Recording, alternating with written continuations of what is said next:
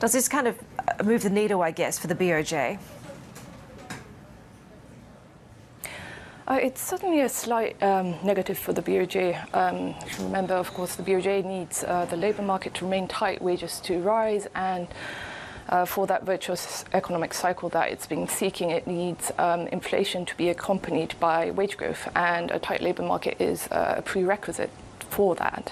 Back in the July meeting, the BOJ expected the labour market to remain tight, so it's kind of a surprise here that we're seeing the jobless rate rise for the first time in 4 months, and that slight tick down in the jobs applicant ratio as well to 1.29. So as far as today's data is concerned, it's certainly a slight surprise negative for the BOJ. Where does all of this leave the BOJ ultimately when it comes to that search for that virtuous economic cycle? Right. Again, well, 1 month's data doesn't completely change the whole picture, but like I mentioned, wages definitely is a key part of the BOJ's path towards normalization.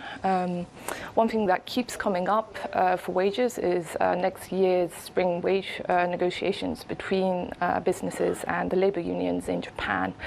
And a lot of economists think that unless there's strong results next year as well, it's difficult for the BOJ to move towards that normalization path. So we do need essentially the labour market to keep remaining tight, for demand to remain solid in Japan, and for companies to be willing to raise wages in order for the BOJ to get to its 2% sustainable goal here.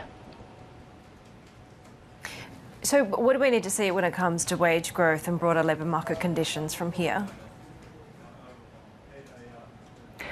One figure that has been mentioned in the past is the 3% nominal wage rate. It hasn't been mentioned as much by the BOJ recently, but we certainly do need probably wages to go up beyond inflation, or at least be close to that level for the BOJ to be able to justify itself and say that wages are truly accompanying inflation. So we certainly do need companies to keep that momentum going in Japan for any major change in policy from the BOJ.